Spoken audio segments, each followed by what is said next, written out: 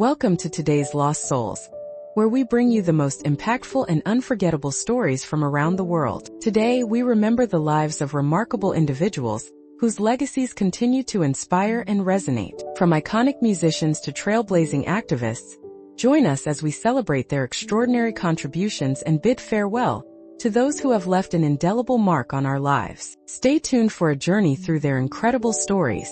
Bun Hay Mean. Bun Hay Mean, the trailblazing French comedian, affectionately known as Chinois Marrant, funny Chinese, died tragically on July 10, 2025. At the age of 43, after a fatal fall from the 8th floor of his apartment in the 17th arrondissement of Paris. His sudden death has sent shockwaves through the French cultural landscape, prompting tributes from fans and colleagues and raising questions about the pressures faced by artists in the public eye. Born on November 29, 1981, in Lormont to a Cambodian mother and a Chinese father who had fled the Khmer Rouge, Bun Hay Mean's life was marked by both resilience and creativity. He began performing stand-up in Bordeaux as a teenager, honing his craft in local cafes while taking improvisation classes alongside his studies. After moving to Paris, he quickly rose through the ranks of the French comedy scene, gaining national attention with his sharp, taboo-challenging humor and his unique perspective as a child of immigrants. His big break came with the Jamel Comedy Club, where his performances stood out for their fearless engagement with issues of identity, race, and belonging. Bun Hay Mean's first major show, Chinois Marrant dans la légende de Bun Hay Mean 201 for 2015, established him as a fresh and necessary voice in French comedy.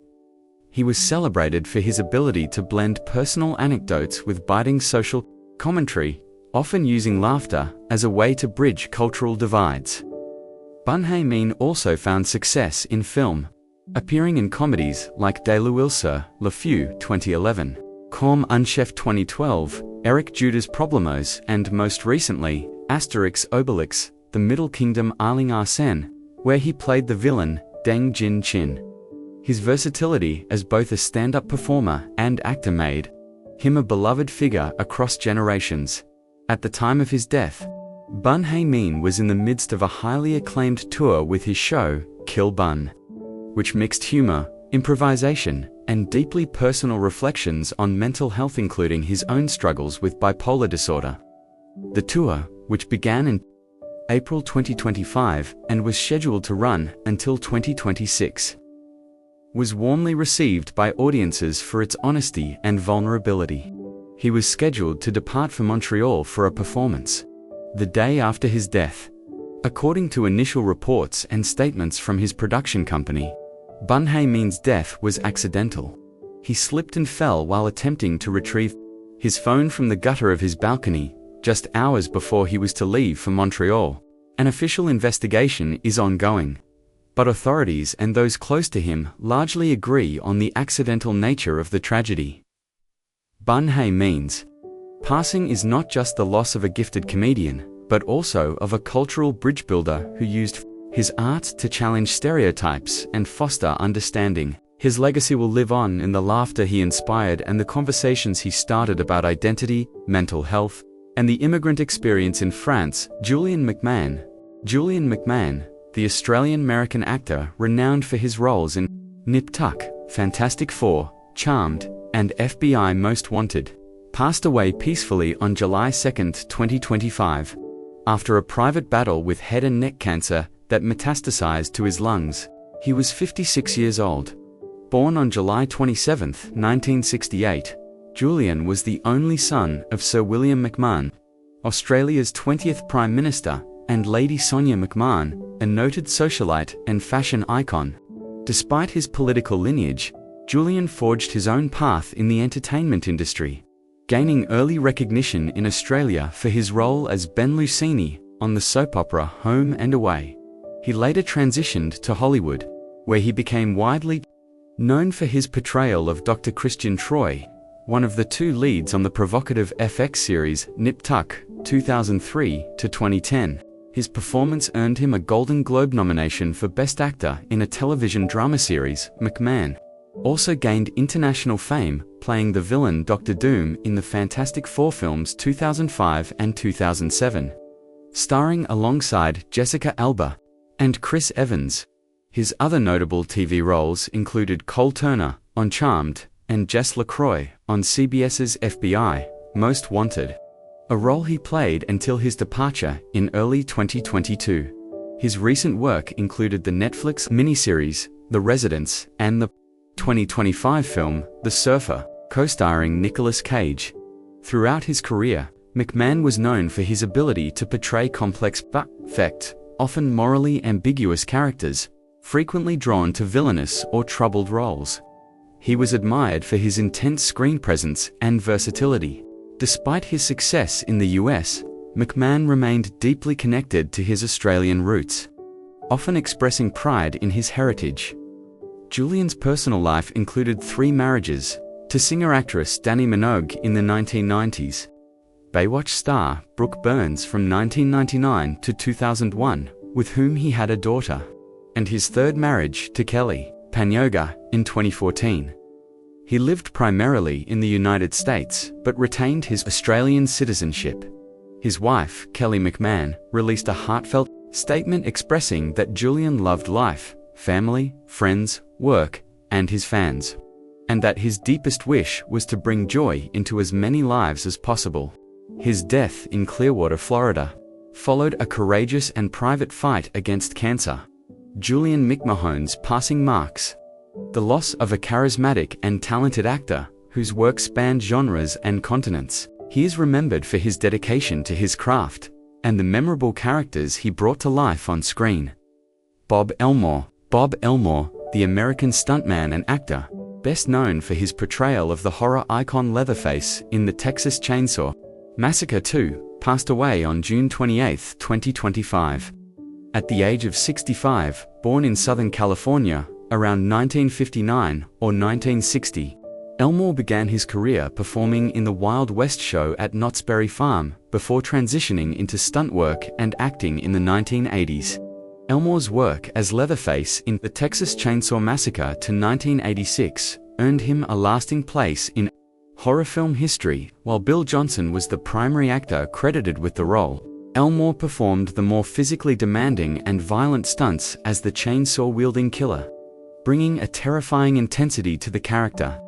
The film, directed by Tobe Hooper, developed a cult following over the decades, and Elmore became a beloved figure at fan conventions worldwide, often expressing amazement at the film's enduring popularity, especially internationally. Beyond Leatherface, Elmore's stunt career included credits in notable films such as Police Academy 2, Their First Assignment, 1985, Uncle Buck, 1989, Casino 1995, and Pirates of the Caribbean, The Curse of the Black Pearl, 2003. He also appeared in Pirates of the Caribbean, At World's End 2007, and The Usual Suspects, 1995. Showcasing his versatility and longevity in the industry, Elmore was widely respected for his dedication to his craft and his humility, despite his iconic status among horror fans.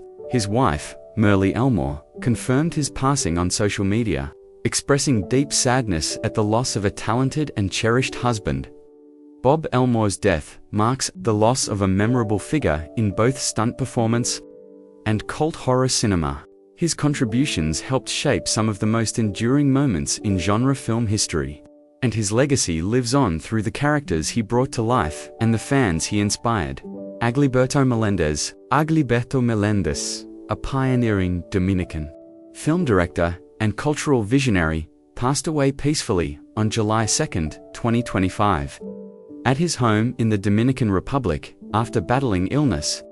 Born on August 8, 1942, in Altamira, Puerto Plata, Meléndez is widely regarded as the father of modern Dominican cinema.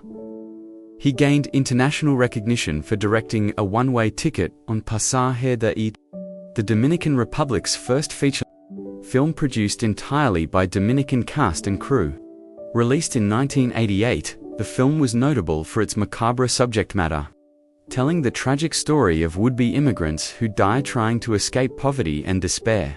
It premiered in New York City at the Museum of Modern Art's New Directors, New Films Festival. Marking a milestone for Dominican cinema on the global stage, in 1979, Meléndez founded the Cinemateca Nacional Dominicana, which became a vital hub for film enthusiasts and a platform for introducing world cinema classics to new audiences in the country.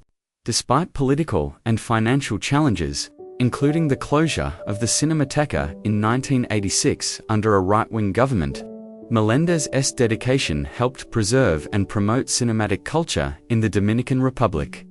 Beyond his filmmaking, Meléndez was a respected educator, teaching cinema studies at universities in the Dominican Republic. He was also preparing a new feature film titled Del Color de la Noche, based on the life of José Francisco Pina Gómez. Reflecting his ongoing commitment to telling Dominican stories, Meléndez's legacy is that of a cultural pioneer who championed cinema as an art form, a means of collective memory, and a catalyst for social awareness.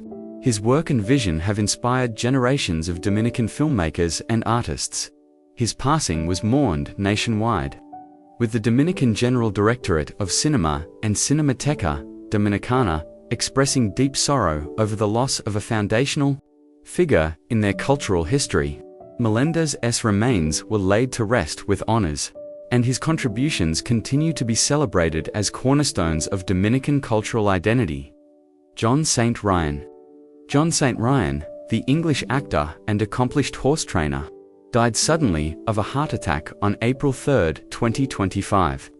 At the age of 72, born John Barker on March 27, 1953, in Burnley, Lancashire, England, he had a prolific career in television and films spanning over 4 decades, as well as a distinguished reputation in the equestrian world. St. Ryan began his career in the early 1980s, initially working as a martial arts teacher and stunt coordinator before transitioning into acting. He made his acting debut in the British TV series GBH 1983 and appeared in numerous television shows including Elmore, Coronation Street, where he played Charlie Whelan in 59 episodes, Buffy the Vampire Slayer, CSI, and Raw, the latter starring Heath Ledger. His film credits include Squanto, A Warrior's Tale, 1994, where he portrayed Miles Standish, and American Cyborg, Steel Warrior, 1993. In the 1990s, St. Ryan relocated to California, where he owned and operated the Red Rose Ranch, a horse and cattle ranch near in. He was a respected horse trainer, specializing in Doma Vaquera, a Spanish style of Western riding, and won multiple national and international championships. He also produced instructional videos and wrote books on horsemanship. John St. Ryan is survived by his wife Joyce and their 3 sons. His family announced that in accordance with his wishes, there will be no funeral as he donated his body to medical research. Tributes poured in from colleagues and fans who remembered him as a talented actor and a passionate equestrian. His sudden passing leaves a void in both the entertainment and equestrian communities. But his legacy endures through his diverse body of work and his contributions to horsemanship. Jay North, best known for his role as the mischievous title character Dennis Mitchell in the classic CBS sitcom Dennis the Menace, 1959 to 1963, died peacefully at his home in Lake Butler, Florida, on April 6, 2025, after a prolonged battle with colorectal cancer. He was 73 years old. North began playing Dennis at just 6 years old, embodying the well-meaning but trouble-prone boy clad in striped shirts and overalls, a role that became emblematic of post-war American childhood. The show, based on Hank Ketcham's popular comic strip, was a staple of early 1960s television and remains a cultural touchstone. Despite his early fame, North's life off-screen was marked by significant challenges.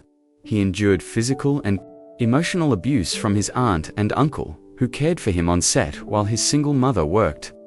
In later years, North spoke openly about these hardships and the toll they took on his childhood. After leaving Hollywood, he settled in Florida, where he worked as a correctional officer and became a stepfather to his wife, Cindy Hackney's 3 daughters. Friends and colleagues remember North as a man of great warmth and resilience. Laurie Jacobson, a longtime friend, shared that despite his struggles, North had a heart as big as a mountain and deeply loved his friends and family. He often ended conversations with, "I love you with all my heart." Reflecting his generous spirit, Jay North's legacy endures not only through his iconic role, but also through his courage in confronting the darker realities of child stardom. He is survived by his wife Cindy and his stepdaughters. His passing marks the loss of a beloved figure who left an indelible mark on television history. Gladys Knight. Gladys Knight was born on May 28, 1944, in a modest home on Atlanta's northwest side, a neighborhood where red brick church steeples punctuated the skyline and gospel hymns floated through open windows on humid Georgia afternoons. Her father, Merrill Woodlow Knight, Sr., worked long shifts as a postal worker, yet still found time to front the church choir on Sundays, while her mother, Sarah Elizabeth, balanced bookkeeping jobs with the boundless demands of raising 4 spirited children. In that bustling household, the radio was always on, spinning Mahalia Jackson, Nat King Cole, and the young Ray Charles. But the real soundtrack was the blend of voices harmonizing over supper when someone would inevitably tap a glass and launch into song. By age 4, Gladys could match pitches she heard on the Victrola with uncanny precision. Surprising relatives who gathered every week for potluck, dinners that doubled as informal talent shows, music, faith, and family wove together into an inseparable braid for the nights. Every Wednesday evening, the children accompanied their parents to the Mount Moriah Baptist Church, where rousing sermons were answered by equally rousing spirituals. Gladys's soprano rang so pure that older congregants claimed it floated straight to heaven. The pastor, Reverend Handley, once paused mid-homily simply to let the little girl finish her refrains. That validation nurtured a confidence beyond her years, encouraging her parents to enroll her in local talent contests. In 1952, still only 8 stunned audiences on the nationally syndicated Original Amateur Hour, winning first prize with a rendition of Nat King Cole's To Young. It was the first glimpse America would have of a vocalist who could fuse innocence with emotional depth, as if she had lived each line she sang. If the stage felt like destiny, it was because performance had already become family glue.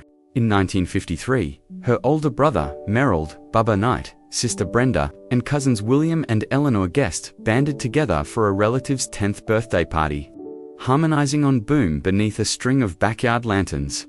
The reception was electric. Requests for repeat appearances poured in from schools, churches, and civic events across Atlanta.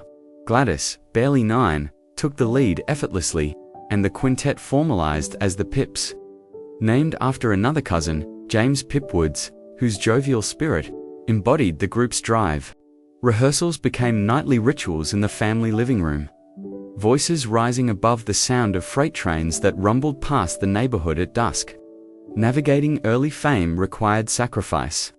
Weeknights often stretched past midnight as the children practiced choreography borrowed from the Orioles and the Platters, then rose at dawn to catch the school bus. Sarah sewed matching stage outfits after work, stitching rhinestones onto satin lapels until her fingers ached, while Merrill Sr. drove battered Chevrolets across state lines for gigs that paid little more than gas money.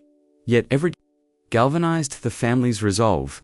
When the Knights arrived at Harlem's legendary Apollo Theater in 1957, their tight harmonies and Gladys, commanding yet tender lead, won the talent show competition and earned them a week-long engagement, an unprecedented feat for performers still in grade school. Industry scouts took notice, but contracts were elusive. Record labels balked at investing in minors who still had geography homework. Throughout her adolescence, Gladys balanced burgeoning stardom with everyday teenage concerns, algebra exams, first crushes, and Friday night sock hops. She navigated segregated America with poise, performing to integrated audiences up north while facing colored-only signs back home. These dual realities instilled both resilience and empathy, qualities That would later permeate her music's emotional core. By the early 1960s, as civil rights marches intensified, the Knight family learned to tour strategically, choosing venues where they could stay overnight without humiliation. Relying on safehouse networks woven by black churches. Each journey sharpened Gladys's sense of purpose. She wasn't merely entertaining, she was uplifting spirits in towns starved for hope. Those formative years forged more than a remarkable voice. They shaped a worldview grounded in perseverance, faith, and unity. Before chart-topping hits or Grammys, there was a little girl discovering that the stage could be both sanctuary and megaphone, a place where personal passion meant collective yearning. That realization would guide every milestone to come, from her breakthrough singles to her advocacy work decades later. From the moment every beat of my heart climbed the Billboard R&B listings in 1961, Gladys Knight's life became inseparable from the airwaves.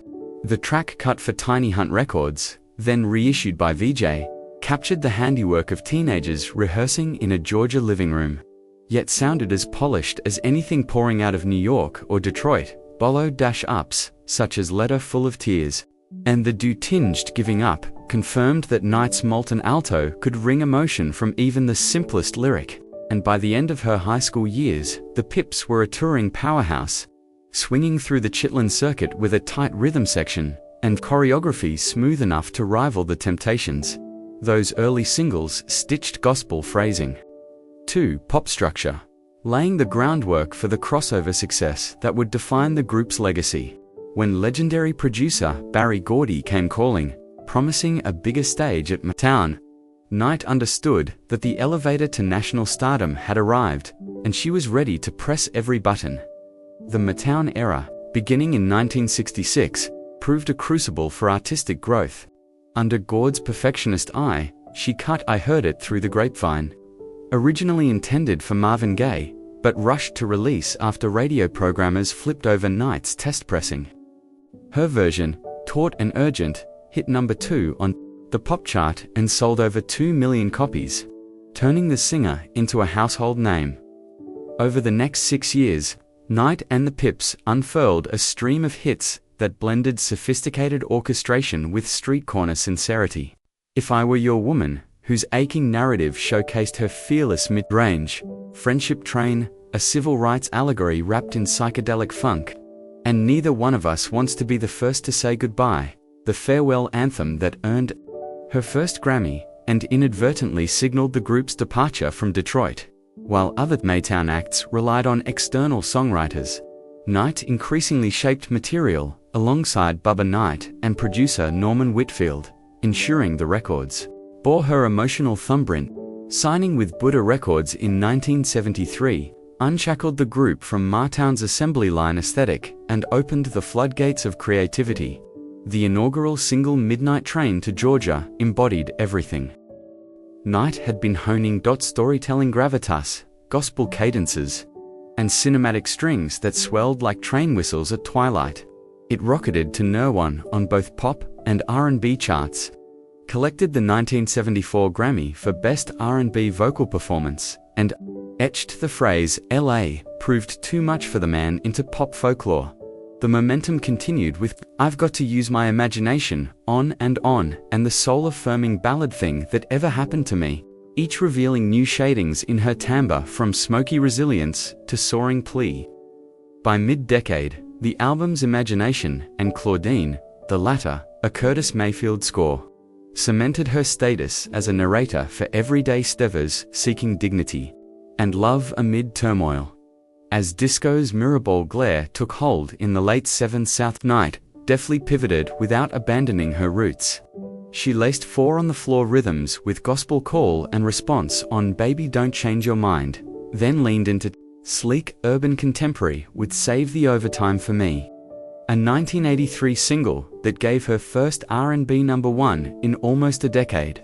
The 1980s also saw her branch into soundtrack work, duetting with Stevie Wonder on That's What Friends Are For, AIDS Relief, while the Bond franchise tapped her to belt the title theme for 1989's License to Kill, even as synthesizers replaced horn sections. Knight's vocal command remained analog and undeniably human, anchoring every new arrangement with authenticity.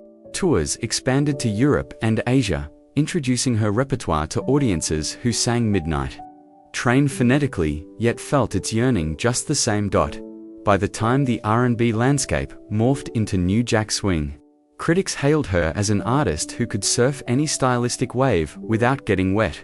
The 1990s and beyond transformed Knight into both elder stateswoman and restless explorer. She recorded gospel opus, Many Different Roads Which One Another, Grammy, and spotlighted the spiritual foundation of her artistry, then returned to secular charts with the smooth jazz duet, Missing You, alongside Brandy Tomia and Chaka Khan. Collaborations with younger producers followed, from hip-hop's Amir Questlove Thompson to country legend Vince Gill, each session underscoring the malleability of her tone.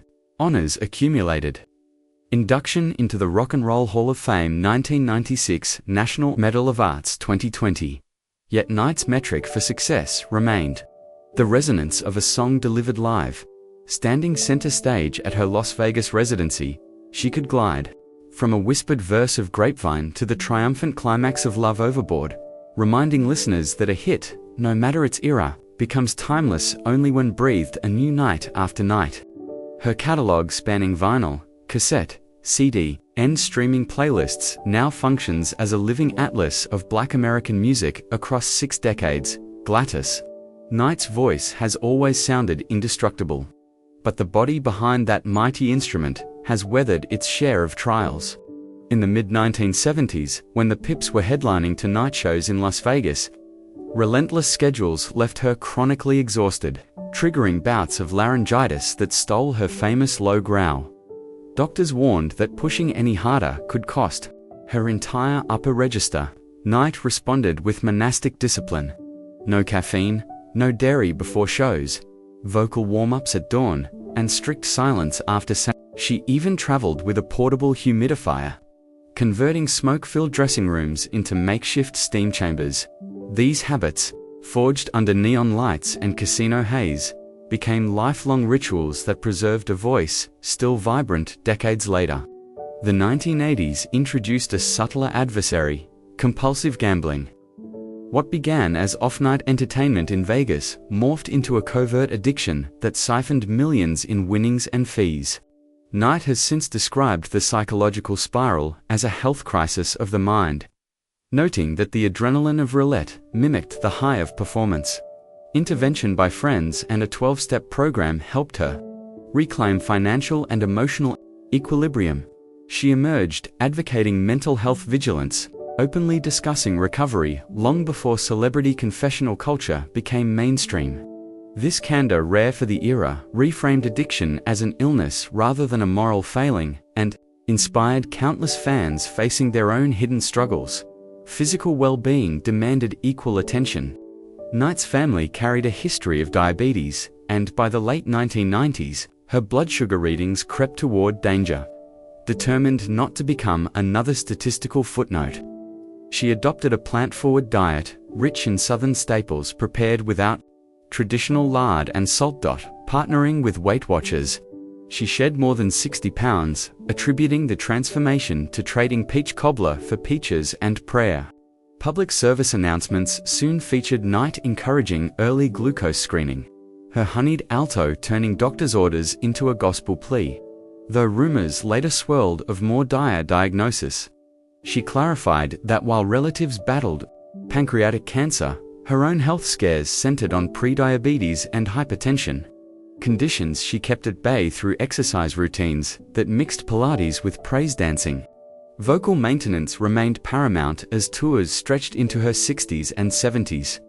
A minor vocal cord polyp detected in 2008 prompted microsurgery at UCLA, followed by 6 weeks of mandated silence. She communicated with family via scribbled notes and text messages, discovering that stillness sharpened her storytelling instincts. When she returned to the stage, reviewers marveled that her tone seemed warmer, richer, as if rest had burnished rather than dulled the instrument. To safeguard that resurgence, Knight integrated daily breathing exercises borrowed from yoga, and enlisted an on-road nutritionist to monitor herbal teas, hydration, and anti-inflammatory foods. The pandemic years brought new challenges. Forced off the road, Knight confronted isolation, but also embraced telemedicine checkups and virtual fitness classes conducted with her grandchildren over video chat. She credited this period with deepening her understanding of holistic wellness, body, voice, and spirit moving in concert. Vaccinated early due to age, she later filmed PSA spots urging Black communities to trust science, echoing civil rights. Era motives now applied to public health, faith continues to anchor her healing philosophy. Knight speaks of illness as an assignment rather than a punishment, recounting how prayer circles formed at every health scare. From her brother Bubba's heart surgery to her own hypertension spikes, strengthened family bonds. Today, she integrates guided devotionals into soundcheck, inviting crew members to share intentions before lights go up. The practice doubles as mental health hygiene, reminding all involved that even in show business, silence and reflection can be as restorative as thunderous applause. The brightest careers often trace shadows, and in Gladys Knight's story, each triumph arrived, trailed by a hush of grief. The first crushing blow came in 1962, when her infant daughter, Kenya, contracted a rare respiratory infection and spent weeks in an oxygen tent. Although Kenya survived, the scare imprinted on Knight a lifelong vigilance that turned hotel rooms into makeshift nurseries stocked with humidifiers and portable cribs. 3 years later, Brenda Knight, the sister who once matched her high notes in back porch rehearsals, withdrew from the Pips and moved to Philadelphia. The distance fraying what had been an inseparable harmony, both on stage and off. Tours grew quieter. Without Brenda's alto, and Gladys discovered that musical rearrangements could not mend emotional absences. Romantic love offered no safe harbor. Her teenage marriage to musician James Newman deteriorated under the strain of constant travel and the twin pressures of early parenthood and industry ambitions. Their 1973 divorce left Knight juggling single motherhood with late-night recording sessions, a balancing act that produced some of her most soulful ballads, yet cost countless missed birthdays. The pain resurfaced when her second marriage to producer Barry Hankerson collapsed amid financial disputes in 1981. The headline, "Separation Forced Knight to Testify in Court While Her Albums Climbed the Charts," proving that litigation and limelight can coexist only in uneasy truce. A brief union with motivational speaker Les Brown in the mid-1990s ended likewise, teaching her that stage charisma does not always translate into domestic cadence. Nothing, however, equaled the heartbreak of losing her only son, James Newman, Jr., in July 1999. A congenital heart condition silenced him at just 37, sending shockwaves through a family whose gatherings had always centered on laughter-filled jam sessions. In the funeral chapel, Knight stood before friends, fans, and press microphones, yet barely managed a whisper of "his eye is on the sparrow." Grief threatened to paralyze her, but she funneled anguish into founding the Mika's Voice Foundation, named after her grandson, to support children with critical illnesses. Every concert since has included a quiet moment when the lights dim to deep indigo and Knight sings "You and I Ain't Nothing No More" as a velvet-lined letter to Jimmy, reminding audiences that fame confers no immunity to a mother's ache. The Pips themselves became a tableau of loss as decades advanced. Cousin William Guest, whose baritone steps once synchronized with Bubba Knight's sidelong spins, succumbed to congestive heart failure in 2015. Knight's eulogy recalled tour bus pranks and shared peanut butter sandwiches, anecdotes that dissolved even seasoned journalists into tears. Each funeral underscored a sobering arithmetic. The original voices that built Grapevine and Midnight Train now echo from archival footage, rather than dressing room warm-ups. Still, she carries them forward, projecting their recorded harmonies during live shows, so audiences can witness Pips past and present singing side by side across time. Financial turmoil added intangible bereavements. A mid-1980s royalty dispute left Knight owing the IRS nearly $1 million. An ordeal she later described as watching blood drained from your life. Settling the debt required selling investment properties and postponing album projects. It also meant shelving her dream of producing a Broadway musical based on her family's migration from Georgia to Detroit. Yet, even in that season of scarcity, she refused to fire longtime crew members, opting instead to join them at food banks and community cookouts that doubled as free publicity events. Those shared hardships forged a touring family whose loyalty still girds her stage productions. Today, at 81, Gladys Knight moves through life with the brisk cadence of someone half her age, greeting each dawn in Las Vegas with a sunrise walk along Red Rock Canyon before retreating to her home studio, where bandleaders and lighting gather around cappuccino machines to plot the next tour. Far from retirement, she maintains an annual concert schedule worthy of a younger star. 3-night stands at the Venetian, Summer Amphitheater runs with the OJS, and selects symphony dates, where her voice floats above violins like a gospel-laced French horn. Rehearsals remain disciplined. She still insists on full-tempo run-throughs, preferring to test stamina in the afternoon heat so the body feels feather-light under evening spotlights. The setlist evolves monthly. One moment, she resurrects deep cuts like Daddy Could Swear, I Declare. The next she weave in a stripped-down acoustic version of Midnight Train that foregrounds her storytelling prowess. Between cities, she travels on a biodiesel bus emblazoned with Micah's Voice Foundation decals, transforming backstage meet and greets into micro-fundraisers for pediatric care. Entrepreneurship sustains her offstage energy. In 2019, she relaunched Gladys Knight and Ron's Chicken and Waffles as a pop-up chain inside arenas and airports, leveraging modern ghost kitchen models to avoid the pitfalls that shuttered her earlier. Atlanta storefronts. Each menu board carries a short-form QR code that streams archival footage of Knight performing Friendship Train, merging comfort food with cultural memory in a marketing coup applauded by analysts. Parallel to that venture is GK Clothing, a leisurewear line of satin-trimmed tracksuits inspired by the Pips' classic stage outfits. Proceeds funnel partially into historically black colleges and universities' music scholarship funds. Knight oversees fabric selection personally, insisting that seams withstand tour busies, proving that quality control learned from Martown's assembly lines still guides her business ethic.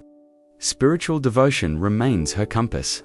A deaconess at the Church of Jesus Christ of Latter-day Saints since 1997, she leads monthly gospel workshops that reinterpret hymns through R&B cadences, drawing youth choirs from as far as Nairobi via livestream.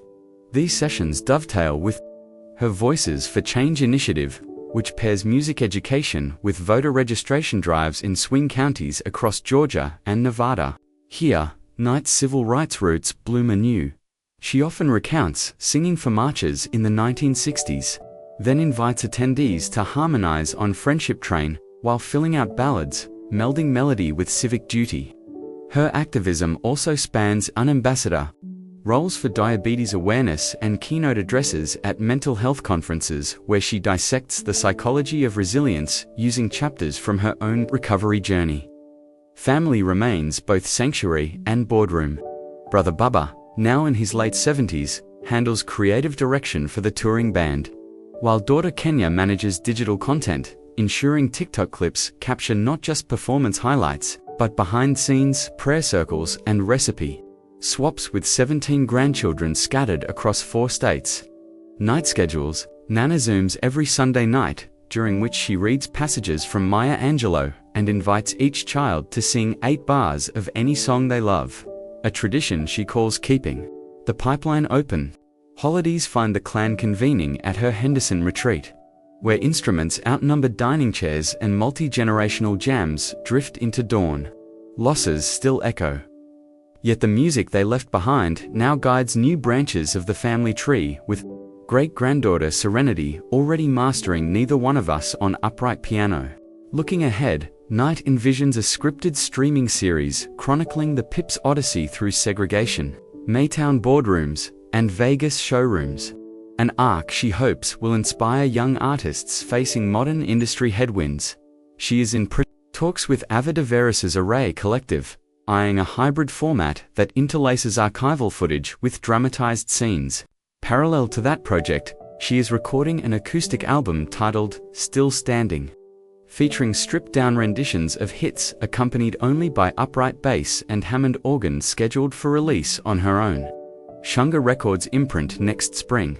When asked about legacy, Knight demurs, "Songs are living things. My job is to keep breathing into them." And so each night, as theater lights dim and the opening chord of "I Heard It Through the Grapevine" vibrates, audiences witness a testament to endurance, an artist who, having ridden midnight trains and stood at dawn's door, continues to sing as though the journey has only just begun.